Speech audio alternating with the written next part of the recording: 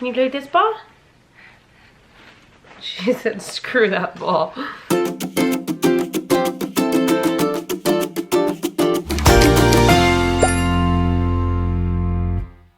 Look, say what's up, fam? Hi. Can you say hi? She is so grubby right now. I don't know what her deal is. Say hi. What's up, fam? I'm gonna try to get this 1 year update in. Addie is just over a year old now. She turned 1 on the 14th, so she's actually like a year and 2 weeks. Maybe almost 3 weeks old, actually. She is a grump and a half right now, so please bear with me through this video.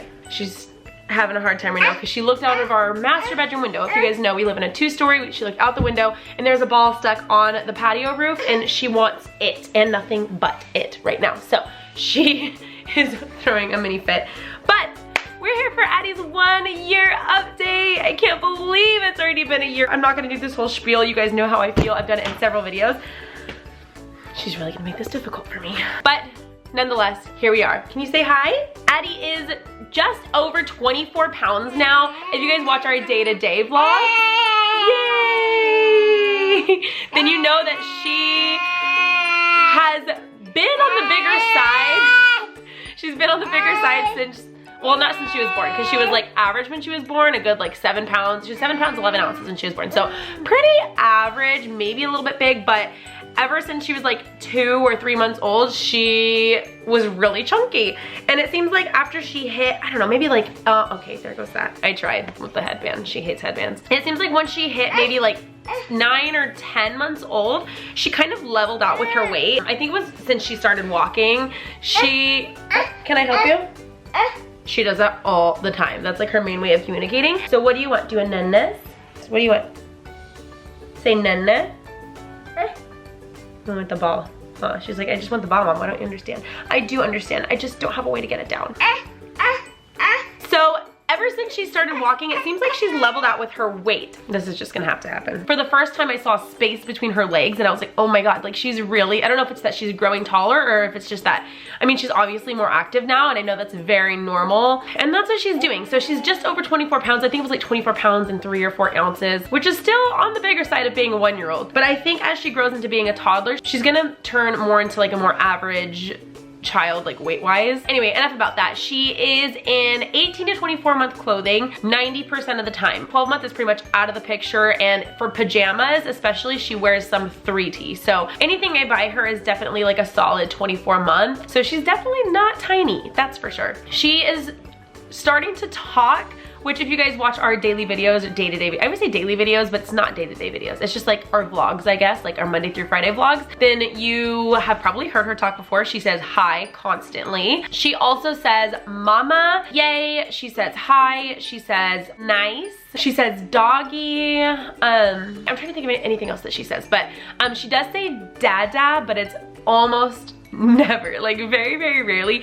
But I always tell Chris, I think it's because she knows that she has him wrapped around her finger. Like she just has to blink an eye and he's like, oh, like what's wrong, what's wrong? Like he's always on top of her needs that she never like needs to say the word. I honestly think that that's what it is. She is very, very much turning into a daddy's girl, which obviously makes Chris extremely happy. He's been trying to get her to like him since she was born, and I think it's finally starting to work. One thing that has really helped them bond over the last like few months is he now puts her to sleep almost every night. And if you guys follow me on Snapchat, then you have seen him. He will get like a big soft blankie and just like open it up to her, and she'll go running to him, snuggle into his chest, and then he rocks her to sleep. It's the cutest thing, like literally every night. She very much relies on him to go to sleep. But for all of her other naps and stuff like that, most of the time she'll just nurse to sleep. She's pretty much sleeping through the night all the time. There's been a few nights where she literally did sleep through the night, but most of the time there's times where she'll roll over just to kind of nurse, and then, oh my goodness, what is wrong? She really wants that ball. Okay.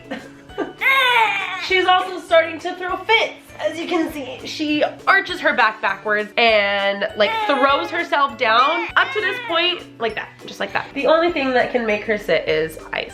She is obviously running everywhere, getting into everything all the time. She was 9 months old when she started walking, and ever since then, she's been running. She can climb up and down the stairs, and I don't just mean like backwards down. Like if you guys have ever seen a baby go down the stairs, they'll like turn themselves around and then like crawl backwards. She now does this thing where she holds onto the rails and she takes a step, like a legit step down the stairs. She's obviously had lots of practice on the stairs, and if she's ever having like a fussy day at all, if you just open that baby gate into the stairs, she is a happy camper.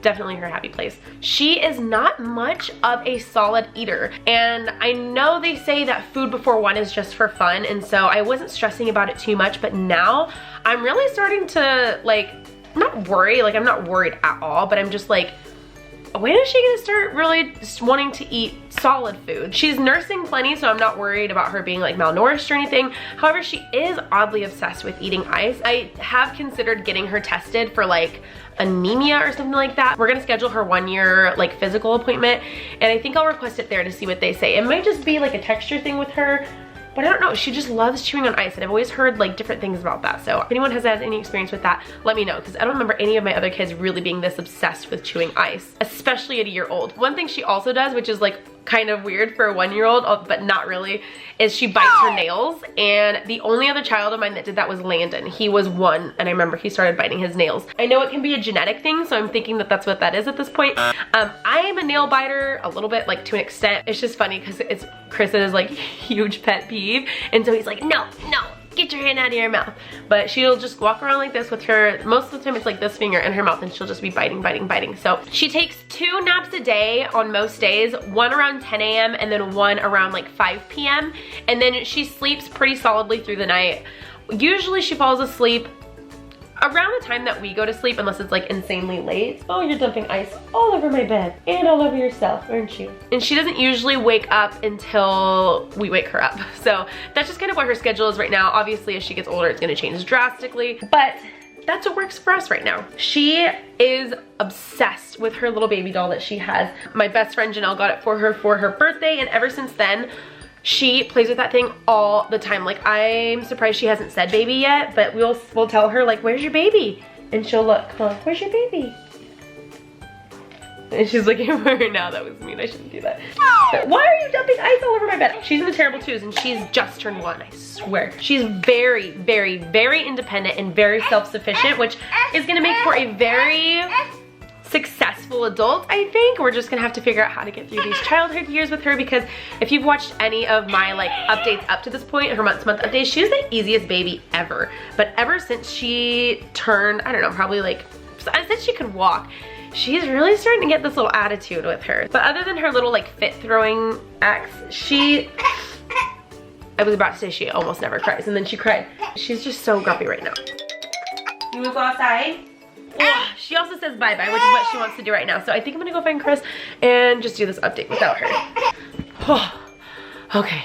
I'm trying to think of what else to update on with her. She is still co-sleeping. Oh, the sleep apnea, of course. That's the thing. I get questions about that all the time. The doctors told me that at a year old, or by a year old, that she will have grown out of the sleep apnea. So there have been no apneic, there's like a word for that, but like there's been no apnea episodes. There hasn't been any difficulties with that whatsoever. We have been, I talked about this in her last update, we've been slowly stopping the usage of her monitor. However, I really think that I want to get like a legitimate test to make sure that it is completely gone, even though there's like no more like not symptoms, that's not the right word, but there's been no more episodes of it. As a mother going through that and like going through what we went through with her, I really just would feel more comfortable having an actual test done to show that it really is no longer an issue. But since she was, oh man, it's probably been like 5 months or so now since there's been any even like alarms at all whatsoever. My mother instincts, my mommy instincts are telling me that she has grown out of it and that there's nothing to worry about. But at the same time, I think like the human part of me wants like a for sure answer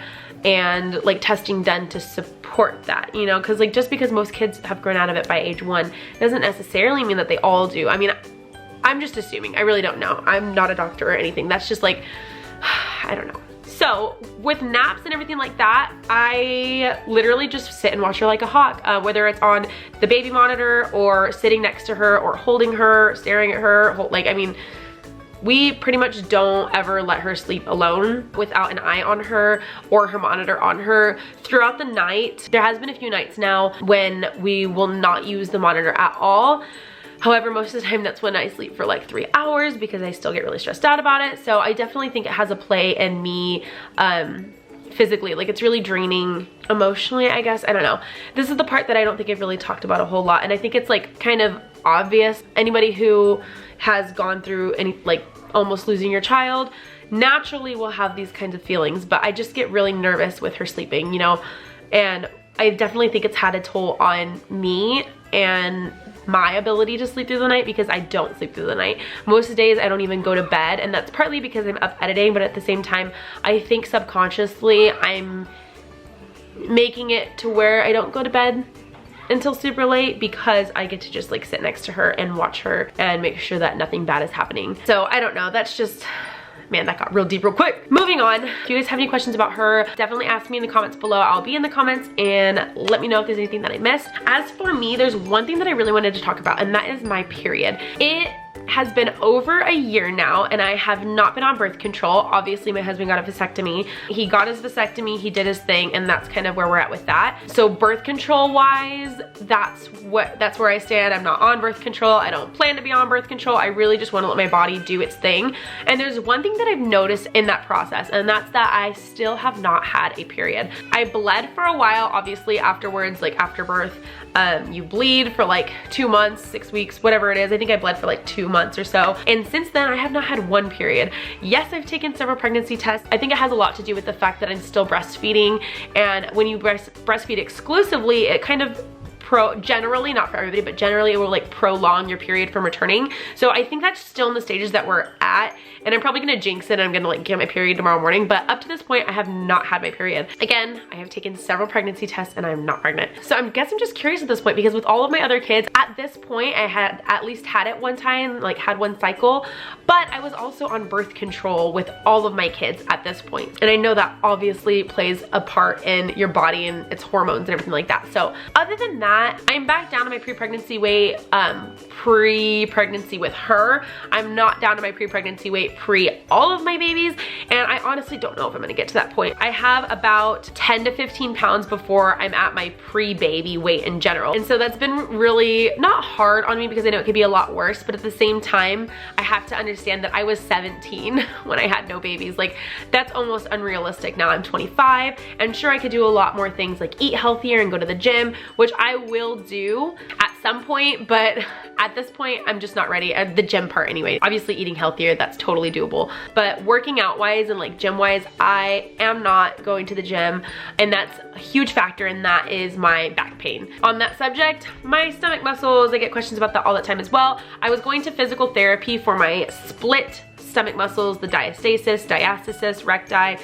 People call it all kinds of different things. I was going to physical therapy for a long time, and I feel like it helped for a while, and then it got to a point where it kind of just didn't help anymore, and I felt like it was getting worse. Since then, became really discouraged about it, and I'm starting to like actively look into a surgeon to just pay out of pocket if I can't get my surgery covered through insurance. If you guys don't know what I'm talking about with that, I will link a video down below. I think it's called I Got Denied, something like that, where I went more in depth about my surgery and what I need done with that. In the long run, I'm waiting until I'm completely done breastfeeding, but I am starting to do the research now on a surgeon that I would like to go to, and I'm just hoping and praying that that will solve my pain. I am in so much pain on a daily basis. I can't even explain it. Like, you wouldn't even know probably from watching my videos, because I hate being a complainer. I don't want to be a complainer. I don't want anybody to know that I'm in pain, but I am. Like, if I sit for longer than 10 minutes, like right now, I have an excruciating pain in my like upper to mid back. But for one, I have a high tolerance for pain, and two, I just hate complaining about that stuff. Like, it's just annoying to me. I'm just like, suck it up, like get it fixed if you don't like it. And so I tell myself that all the time, and I don't think anybody else wants to hear my complaints, but I am in pain almost all the time, and that's kind of where that is. I'm losing daylight here, so I'm gonna go ahead and wrap this up. I should show you guys my 1-year belly. I'm wearing my wrap, so there's probably gonna be wrinkles in it, but I'll show you guys my 1-year postpartum belly after 5 babies. Okay, so here's with the shirt on, and here is with the shirt up. If you guys are OG viewers, you know that I have a hernia, like an umbilical hernia here. It's not nearly as bad as it used to be, but it is definitely still there. But my main issue is just my umbilical diastasis here, the split, the separation that I have going on with my stomach. So this is where I'm at now, and it's probably where I'm gonna stay until I do anything else about it. So that is it for this update video, guys. If I missed anything, definitely let me know. I'm sure I did. But if you guys have questions about anything, I'm open to answering pretty much anything. So go ahead and ask in the comments below. Make sure you follow me on Facebook, Snapchat, Instagram. I'll have all those links down below. Especially Snapchat, I update on there daily. And that is it. I hope you guys enjoyed this video, and I'll talk to you guys tomorrow for next video. Bye! I almost said good night. Like, no. Oh, God. Okay, bye.